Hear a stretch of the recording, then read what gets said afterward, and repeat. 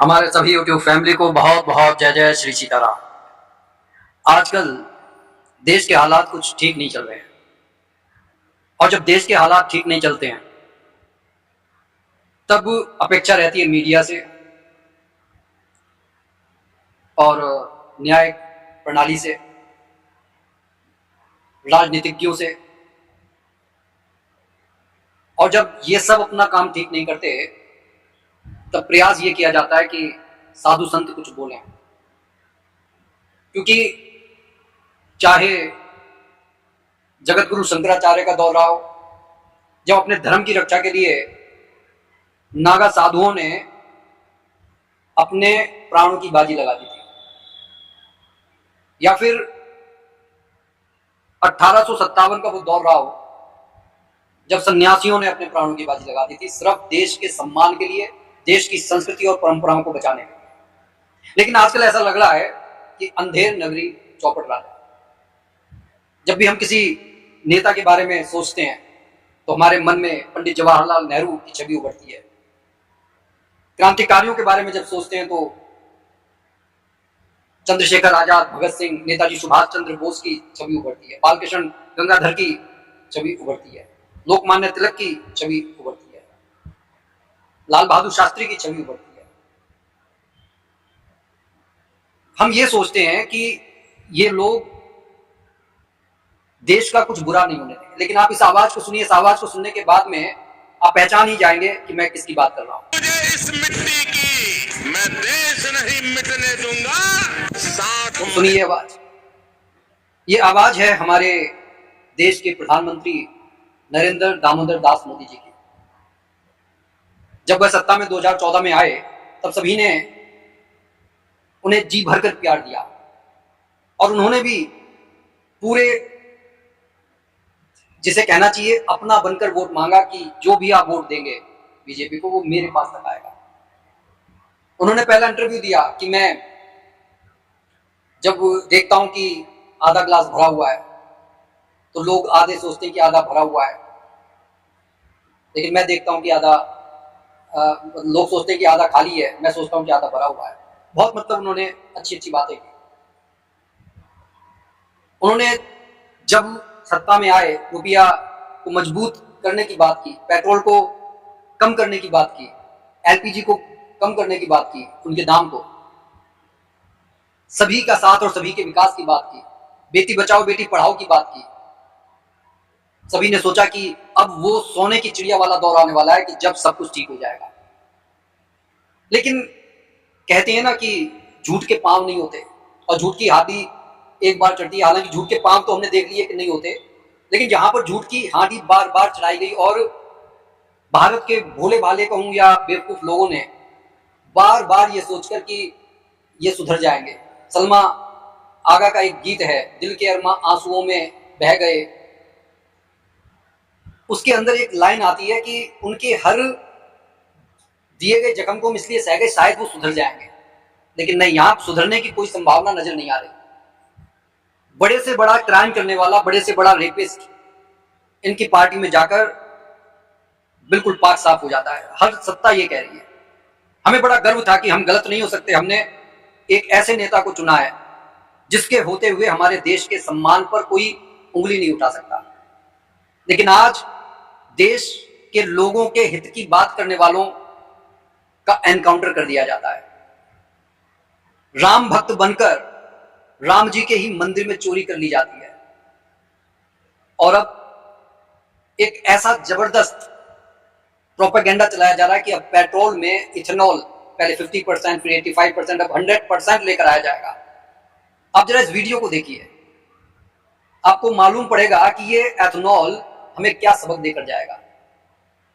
इन लोगों का कुछ नहीं है। ऐसा लग रहा है कि ये भारत माता से प्यार नहीं करते, ये लोगों से प्यार नहीं करते, ये साधु संतों से प्यार नहीं करते। और आपको एक बात अच्छी तरह से बता रहा हूं कि जो लोग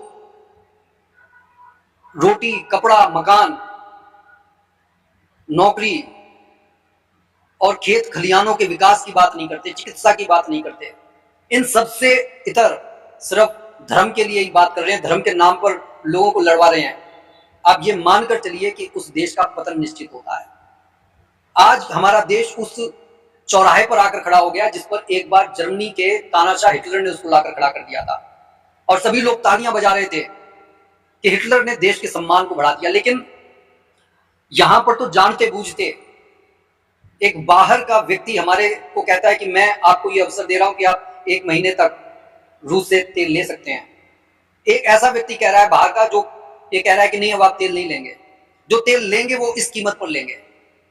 और अब जो एक गडकरी जी नियम लेकर आ रहे हैं अपने बच्चों को अमीर बनाने के लिए, अमीर तो बन चुके हैं, जिसके 15 करोड़ थे वो 600 करोड़ 1200 करोड़ में खेल रहा है, तो अमीर तो वो हो चुके हैं, लेकिन अभी भी उनका दिल नहीं भरा। कहते हैं ना कि एक नरभक्षी शेर होता है, जब उसके मुंह में खून लग जाता है और कोई उसको मारने वाला नहीं होता, कोई उससे रक्षा करने वाला नहीं होता, तो ये समझ लीजिए कि हम सभी का मरना निश्चित है।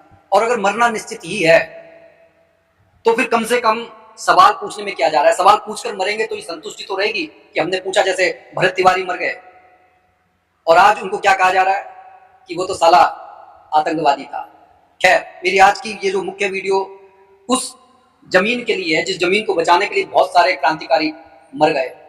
ये जमीन जिसे किसान भारत माता कहते हैं, ये जमीन जिस पर किसान खेती करके हम लोगों का पेट भरते हैं, ये जमीन हमारे लिए अब पूरी तरीके से बर्बाद होने वाली है। हमारी नदियां जिन्हें हम माता कहकर पुकारते हैं, वो नदियां पूरी तरीके से बर्बाद होने वाली हैं।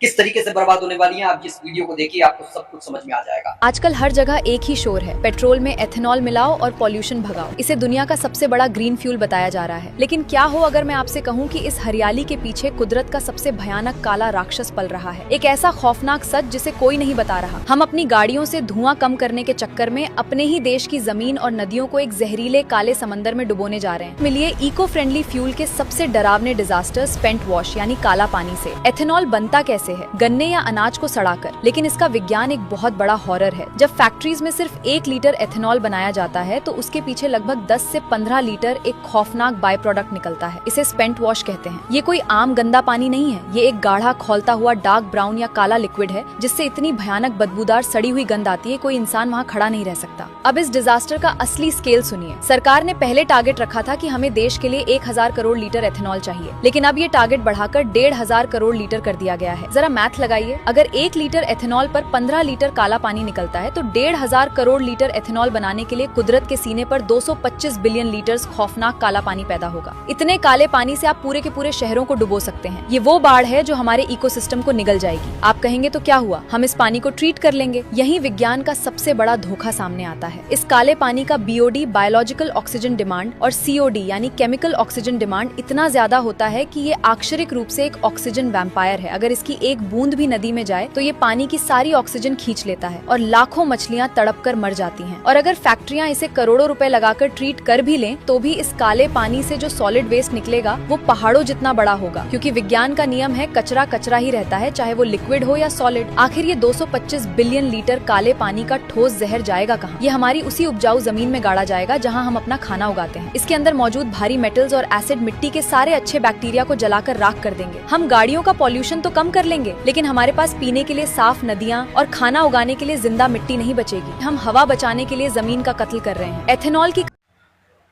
तो आपने ये वीडियो देख ली। अगर फिर भी हम नहीं जाग रहे तो एक बात तो अच्छी तरीके से है कि मरना हम सभी का निश्चित है। हमारी आने वाली नस्लों का क्या होगा क्या नहीं होगा, ये पंडित नेहरू जैसे लोग सोचा करते थे, महात्मा गांधी जैसे लोग सोचा करते थे। लेकिन अब समझ जाइए कि एक व्यक्ति जिन्हें देश का प्रधानमंत्री होने का सौभाग्य तो मिला, बहुत प्यार मिला, लेकिन सही मायने में वो ना तो प्यार के लायक है और ना सम्मान के लायक है। एक ऐसा व्यक्ति जो मणिपुर में जब घटनाएं होती हैं, जब देश में कहीं दंगे होते हैं, वहां नहीं जा पाता, लेकिन विकास के नाम पर यहां वहां बस दौड़ता रहता। क्या ही कह सकते हैं, सम्मान तो करना पड़ेगा, क्योंकि ये सम्मान उस कुर्सी को किया जा रहा है जिस पर वह व्यक्ति बैठा है। कैसी लगी ये वीडियो कमेंट करके जरूर बताइएगा और ज्यादा से ज्यादा से शेयर कीजिएगा ताकि और भी लोग जान सकें कि हमारे देश के अंदर क्या बवाल होने वाला है। और बाकी तो अगर कुछ अच्छा होता तो कृष्ण जी भी कहते हैं कि परिवर्तन संसार का नियम है, परिवर्तन से घबराना नहीं चाहिए। लेकिन ऐसे परिवर्तन होने भी नहीं देना चाहिए जिससे सब कुछ खत्म हो जाए। आपको ध्यान होगा महाभारत के आखिरी समय पर जब अर्जुन और अश्वत्थामा पाशुपात अस्त्र चलाते हैं तो व्यास जी बीच में आकर उनको रोकते हैं। अर्जुन जी वापस रोक लेते हैं, लेकिन अश्वत्थामा को रोकना नहीं आता और वह अपनी जो कड़वाहट निकालने के लिए उत्तरा के गर्भ में पल रहे शिशु परीक्षित को मार देते हैं। हालांकि भगवान श्री कृष्ण इसके लिए दंड देते हैं, उनकी जो तीसरे नेत्र पर लगी हुई मणि को, माथे पर लगी हुई मणि को छीन लेते हैं और कहते हैं तू क्या समझता है कि तू जो है उस गर्भ में आए हुए संतान को मार देगा, उसे कोई जीवित नहीं कर सकता, उसे जीवित करेगा ये कृष्ण। तो कहने का ये अर्थ है कि पाप जब जब बढ़ता है तो मुझे पूरा विश्वास है कि उसका अंत बहुत बुरा होता है। लेकिन हो सकता है कि अभी कोई अच्छे कर्मों का ये पार्टी जो है कुछ खा पी रही है, हो सकता है कि अभी हम जैसे लोगों का अंत इसी के द्वारा होना हो। लेकिन ये भी निश्चित है कि भगवान ने जिस तरीके से हिरण्याकश्यप को नरसिंह अवतार लेकर मारा था और इन लोगों को अभी तक अपनी मौत दिखाई नहीं दे रही, इनका भी अंत कुछ इस तरीके से ही होगा। बोलिए जय जय श्री सीताराम।